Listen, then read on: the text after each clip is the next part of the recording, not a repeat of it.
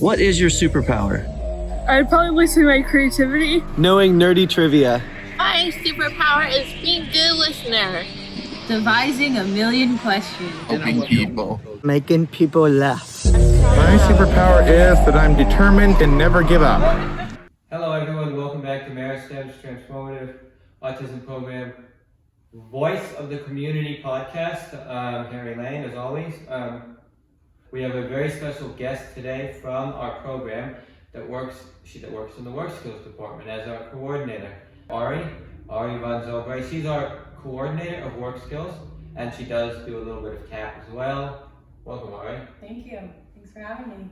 Thanks for coming. Before I just give a very introduction into Meristem and the Work Skills Department, I do want to ask, how did you come to being at this program, Meristem? Yeah, great question. Well, I worked at university before this. I actually worked in sports, which has nothing to do with this population so much. If you ask Aaron, though, movement is a big part of this community. So yeah, I've always liked being a coach of some sort or working with people. I have a huge interest in people.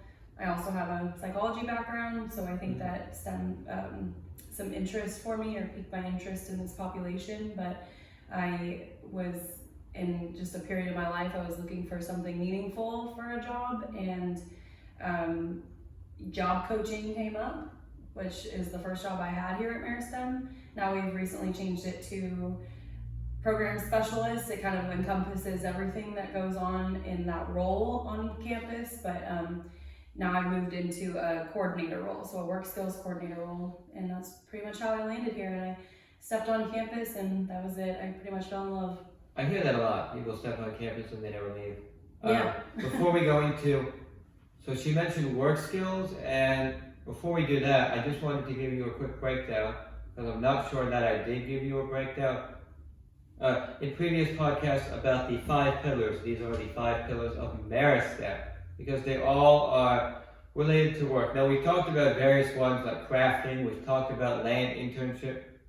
I've just never really broken it down. When you actually look at it, so the Meristem program, meristem.pro, is linked below the website, is a transitional program for young adults with neurodiversity. We talked about that before in the podcast, me and Aaron, that we talk about neurodiversity because it encompasses a lot more than autism. Mm-hmm. So yeah, it's for 18 to 28 year olds. Anyone's gonna ask. But we have this crafting program that is loosely based off of Waldorf education, if anyone knows that. I'm not going to go into too much detail about that, only to say that we have these different crafting classes at Meristem: woodworking, textiles, ceramics, and a lot of what we do, like, for example, in the woodworking department, we have, so there's always a progression, just like there's a progression to work. So when you start with woodworking, right, you might make a candle holder. And eventually, you'll end up with doing construction type of work. I always like to use metal as a great example, because when you start with the metal program, you start in a classroom, not too dissimilar to the room we're in now, doing bronze and copper. And you do it with the fire, with a little blowtorch. But eventually you move up to steel, which requires you to go to an iron forge, which we have on campus. Just different things like that. We have textiles, we have an herbal arts class. Oh, the high level herbal arts class is making soap, which is a tougher project than you might imagine. And then we talk about land is another pillar. So we actually are right on the American River. Well, we're down the street from the American River, so we use the American River as our background for that classroom. But we also have a garden, which we'll get to that in a moment, with our internships.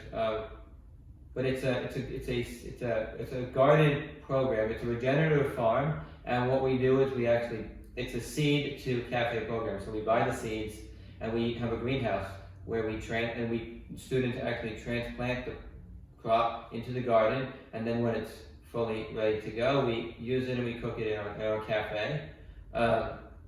So we have an on-site cafe. It's open on Fridays, a part of what we talked about, our internships before with Aaron. Movement education, big deal there. We'll probably at some point break that down with Aaron. He'll be talking about the transformative movement education. So that'll be and maybe we'll get somebody else that specializes in movement as well. Aaron does specialize in it, but there's you may not want to hear Aaron's voice all the time, but he'll be breaking that down at some point. That's a future podcast. Included in that would be things like aerial arts, even archery can be considered movement. Mm-hmm. And then independent living, it's very basic. In our day program, we do budgeting, we do men's health and women's health courses, like all the things that you should have learned in high school, but something was going on within that you weren't understanding it. And then also driver's education program. We partner with a local driving school, teach the course. Independent living, students actually can live on the dorms. And I think it was in one of our first podcasts where I told you guys, the listeners, all the things when I was a student that I got out of the dorms, including long-term friendships, and self-leadership. Self-leadership is the fifth pillar. I don't know the order exactly, but it's one of our pillars. That is also work skills. So that's the world that I live in. It's almost every day in the world that Ari lives in here at Meristem. We do have a college program and a work skills program, I guess. I will start by asking Ari briefly, just what is our college program like? Yeah, that's a part of it. Our college program, yeah, it's got a couple different facets to it. So we have a beautiful partnership with a local community college, Zboray College, and with that they have this program, and I'll say it's a fairly new program. It's called the I3 program. We've had, I think, now 3 semesters of students successfully go through the I3 program. It's inclusion, innovation, and invention. Those are the 3 I's of the I3 program. Inclusion being the key one that I'm gonna talk kind of about, but that gives our students an opportunity to kind of learn in a classroom environment that's not your typical college classroom environment. So we support students in the classroom on Zboray College. They have to kind of group up and find a solution to a modern problem is basically what I think the cohort that's for this semester is focusing on recycling, so new ways to recycle or more innovative ways to learn how to recycle. That's the I3 program, so it's a little different than something else, which we also have ARC. We have students that are enrolled in ARC, and that is more of we are helping them and supporting them in finding resources. So one resource would be DSPS on college campuses. That's so DSPS, you can help them in setting themselves up with DSPS. It's basically accommodations made in the classroom if they need time and a half to do tests or assignments, or if they need something like a smart pen to help them record lectures. All those things are available to them, and we support them in finding those resources. So along with that, it's if they need a tutor, we just support them in finding the resources for a tutor. We also get them set up for the beginning of their semester. Sometimes that can be really overwhelming, just even for myself when I was in college, like finding the right books, where my classes were, where the library is, how to print stuff out. It can never be too small in the support that we I think we do something pretty cool for people that have neurodiversity within school, because we have small job readiness courses, we do one-to-ones, but we do something which is I guess for some students it's twice a week, but I think at least once a week, where they come in here, could be here, and they actually do their homework, which is kind of interesting because we're not offering, how to do the homework, or we're not like a math tutor, but for many people with neurodiversity, given the reins to themselves to go home and do the homework, they just never do it. They don't do the assignment and they fail. It's not because they don't know how to do it, it's because, by the time they got home, they just didn't bother. But if it's like a class at Meristem, So it's not quite a job readiness class. It's actually it's a study session that was set up for students that are in college courses. For that reason, almost exactly. our program is pretty packed with things that the students do on a day-to-day basis, and I'll speak freely here. I don't know if I would go home and do my homework either at the end of the day. Providing a space on campus where it's a study session, it's a productive study session where they can have an hour and a half in the day to do their homework, because if they're an ILS student, then they're going to go back to the dorms and they have a whole slew of things on their schedule as well, like bulk shopping, and they just don't really have the time. So creating a space where they can study and do their homework, honestly. Wonderful. That's pretty cool. Now this is the world that I sort of live in. Job readiness. I put it as employability skills, work skills.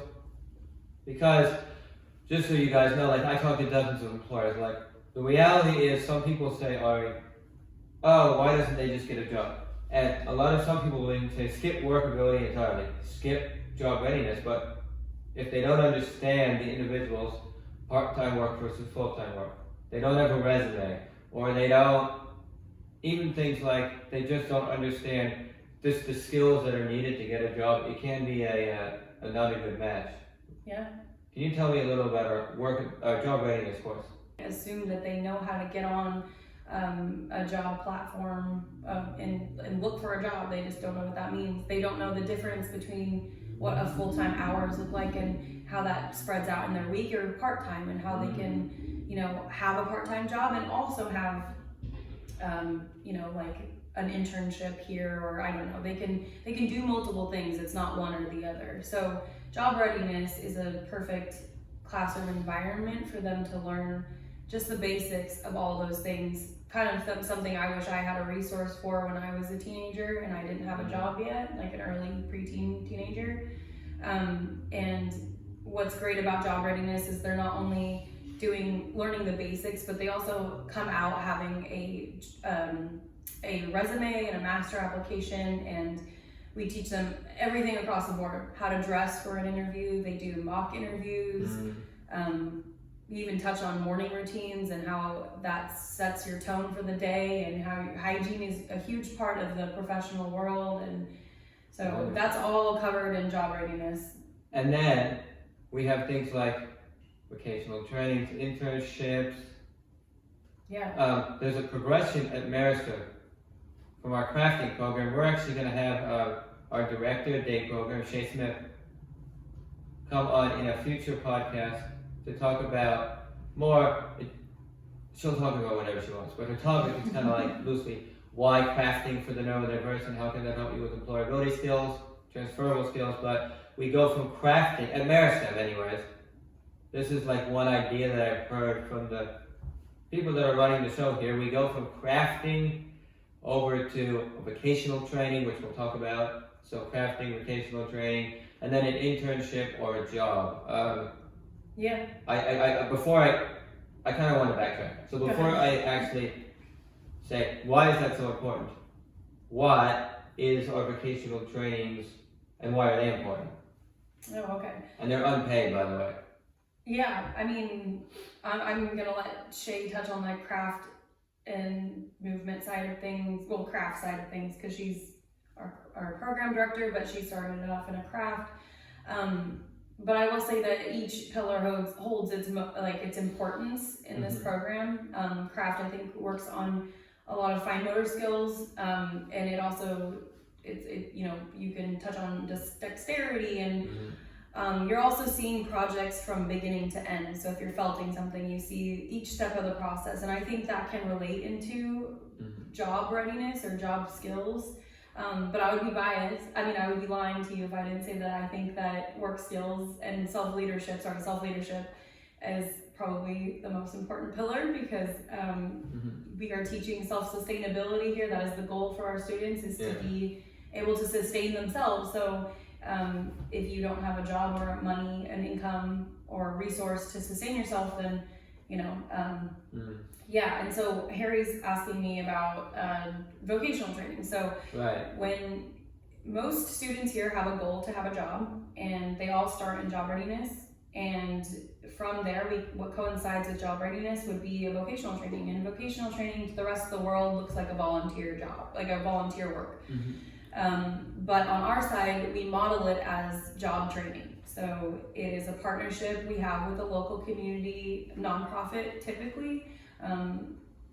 And we go there each week. The students have certain expectations if they're in a vocational training, which is, they must have their attendance up in their other classes. They must show up to, we have this community gathering in the morning called Morning Circle, and they must show up to Morning Circle on time. Certain expectations like you would have in a job. So if Morning Circle was like a morning meeting for a staff meeting like we have here, then that's the expectation that they're there for their staff meeting.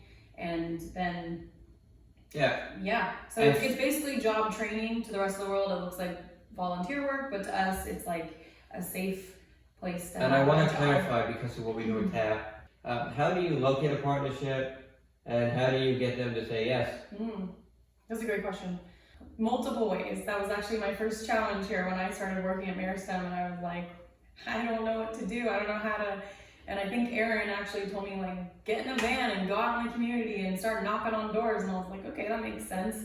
Never done that before, but sure.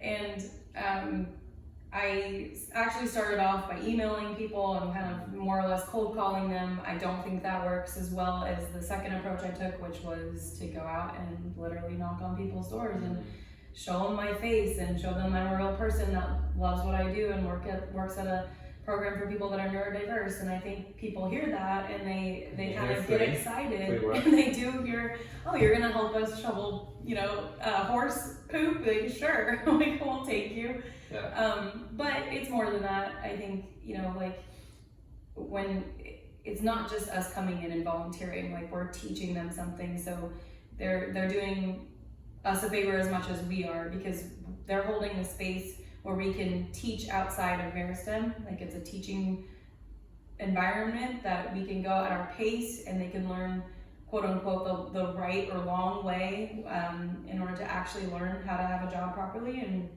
I think it's wonderful. Feel the frustrations. I don't know. I think it's absolutely wonderful. Like, what was I going to say? Shadow Glen Stables, also Andy Ward Sports Complex, the Parks Department. Like, we have some big partnerships. We also do have two other things: TAP internships and actual jobs, going out and getting a job. But what we do, right, is we say you have to be in a vocational training program. Like, you have to go out do the hard work with Bruce or Demetria or RJ before we're gonna, Shelby, before we're gonna get you a job or an internship. Why don't we just help somebody get a job? Why do we have to go through a progression? Yeah, I mean, I think it would be it would apply to anybody if you didn't have the experience or you didn't take the progressional steps necessary in order to know what it feels like to have a job and feel, prepared. Then you're going to go in cold turkey and you're not going to really know what the heck you're doing. I think that's part of it. And I think we've definitely talked about it in our Wednesday work skills meeting. Like, one thing is, okay, so they've got the vocational training, and some students, they just fail. They don't fail, but they don't perform. They're like, I'm not doing this, I'm not doing this, I'm not doing this, and they really want a job. And so the tough conversation is, we'll help you get a job if you did the vocational training. But the other part that Eric always has said, but will they actually show up if they're paid? Like, the thing about money, I've seen people that were like, this person, and then the moment they would get a cafe internship, they're showing up to every shift. But one problem is they don't sustain that sometimes in a not internship class that they don't enjoy, like gardening or whatever class they don't enjoy. They're like, I'm not showing up. But to the paid thing, they're like, I'll be right there. Yeah, I mostly agree with that. Yeah. I think there's multiple motivating factors for you, myself, and these students, anybody. Money can be one of them. A lot of these students, I show up to work for the money. And because he loves his job, otherwise he wouldn't be doing this podcast right now. Right, yes. But also just if you love what you do, we're a will-based program. So each end of the semester, we have what's called a class fair. It's basically like you would think of a craft fair, but a class fair where we're setting up booths to kind of promote our class that we have, and the students can choose. And so just for work skills, we have vocational training sign up. So the students are choosing which vocational training they want to put themselves in. And I think that helps motivate them sometimes more than money. It's like, oh, well, we have some pretty cool vocational trainings set up. Yeah, you got to do some dirty work, but you're also getting to pet some rabbits or, baby goats or something along the way. And I think that's motivating for a lot of our students. It's not just about the money. But yeah, the real conversation you're talking about, like the whole to and what's important to you versus what's important for you. It's like, okay, well, what's important to you is to have a job, but hey, what's important for you is that you show up to this vocational training on time, prepared for the day, dressed properly, ready to go, you've eaten. And once you can kind of do that, then I will speak to you about TAP, Right. There's a whole thing about helping them get a job and doing it methodically, because we have a system that seems to work and some partnerships that we have.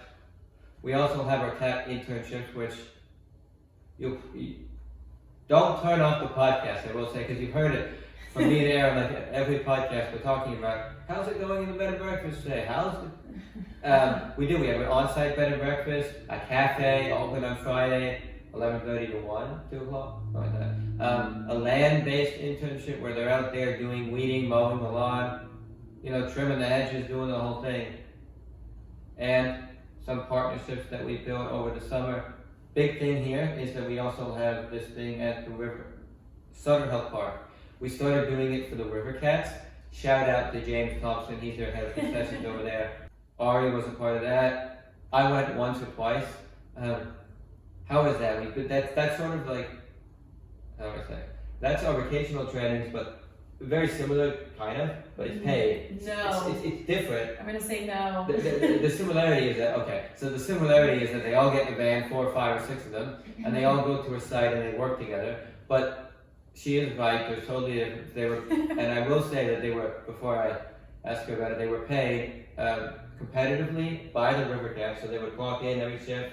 Yeah. Clocking in seems to be one of the biggest barriers, actually, in how to clock in and learning the clocking in system. But what is your take on it? I'm gonna say no. That was a full-blown job. Yeah. Like a job. They had a job.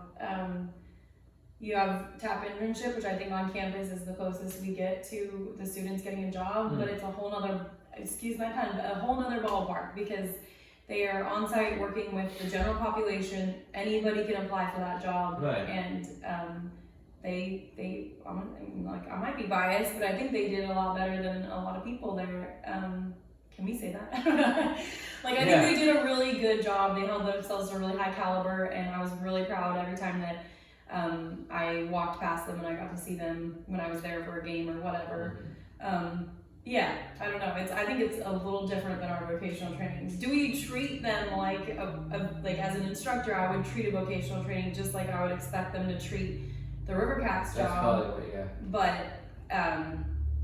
yeah, I don't know. They had to really step up, and there were things on the line, Yeah. It wasn't like we were going to leave them behind for a vocational training. I should explain that. Yeah. Leave them behind. Okay, so I have I first want to say that, and it's also been an amazing deal for the Sutter Health Park, which is where the River Cats play, because they called us back to do a not a River Cats event. There was some event a few weeks ago that the park was hosting, and we were called back. So let's go back to something that Ari just said: leaving them behind. It's basically talking about. I can. Yeah. Okay. Work skills, but. Yeah, I mean, like in any job, if Harry were to show up like consistently late, that would require a conversation, and there would be typically like natural consequences, and there's always like a grace period. But if we're setting these vocational trainings up like we are a real job, then our grace period is I say 15 minutes. That's what I always tell the students. Hey, like if you can't get here in 15 minutes and we're waiting on only you so that we can leave to go to this vocational training on site, then we're gonna leave you. I'm gonna wait as long as I can, but 15 minutes is plenty of time. Our program starts at 8:40 in the morning. Then we have our morning circle for 20 minutes. we are supposed to leave for a vocational training at 9 a.m. So technically, if we're counting from morning circle all the way until 9:15, that's what, like, I can't do math, but that's like 35 minutes or something. Right. That should be plenty of time to get to your vocational training. Actually, obviously, we take into consideration that a lot of our students do not rely on themselves for transportation. A lot of them don't have licenses or cars, and so they're relying on public transportation or SAP RT buses.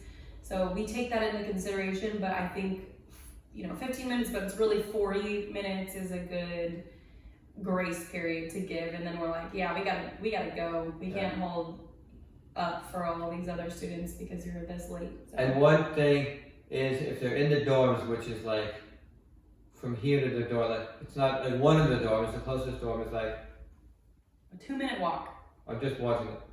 Clock, make sure we're not too long, but we have another 10 minutes, 6 minutes, 7 minutes, but basically, yeah, it's not a very far walk, and they're late, or they're super late. Like sometimes I'm at the bed and breakfast.